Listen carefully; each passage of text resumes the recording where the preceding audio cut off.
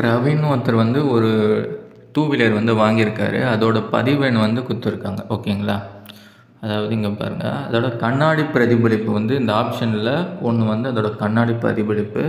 இங்கே வந்து என்ன கொடுத்துருக்காங்க, இங்கே சரியான பதிவு கொடுத்துட்டாங்க. இதோட கண்ணாடி பிரதிபலிப்பு எப்படி இருக்குன்னு கேட்குறாங்க.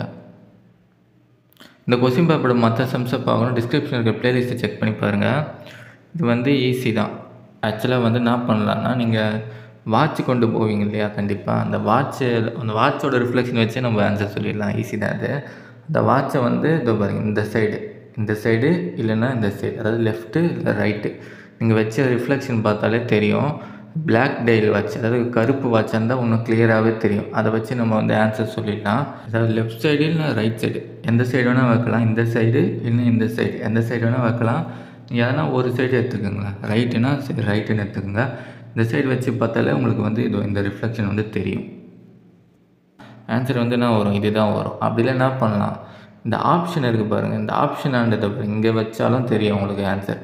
இங்கே இல்லை இந்த சைடு, லெஃப்ட்டு ரைட்டு எங்கே வச்சாலும், இங்கே வச்சிங்கன்னு வச்சுக்கோங்க இந்த ஆப்ஷனில், இதுதான் உங்களுக்கு தெரியும். உங்களோட மிரரில் அது வாட்ச் வச்சு பார்த்தீங்கன்னா இதுதான் உங்களுக்கு தெரியும். இதை வச்சு ஆன்சர் சொல்லிடலாம். அப்படிலாம் என்ன பண்ணலாம், அதை விட ஈஸியான மெத்தட் என்னென்னா, இது இருக்குது இல்லையா, இதை அப்படியே வந்து கொஸ்டின் பேப்பரில் வந்து எழுதிடுங்க. கொஸ்டின் பேப்பர் வந்து லேசாக தானே இருக்கும். அதில் வந்து எழுதிட்டு பேஜை திருப்பி பின்னாடி பார்த்தீங்கன்னு வச்சுங்களேன், பின்னாடி வந்து உங்களுக்கு என்ன தெரியும்னா இதுதான் தெரியும்.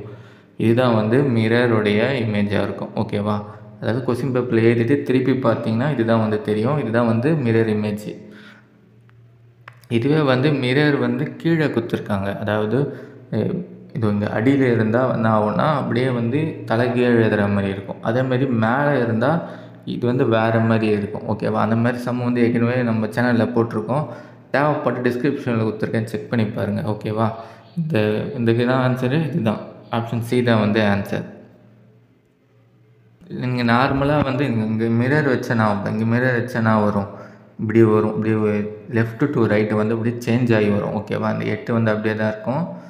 5 வந்து எப்படி இருக்கும், 5 வந்து இந்த மாதிரி இருக்கும்.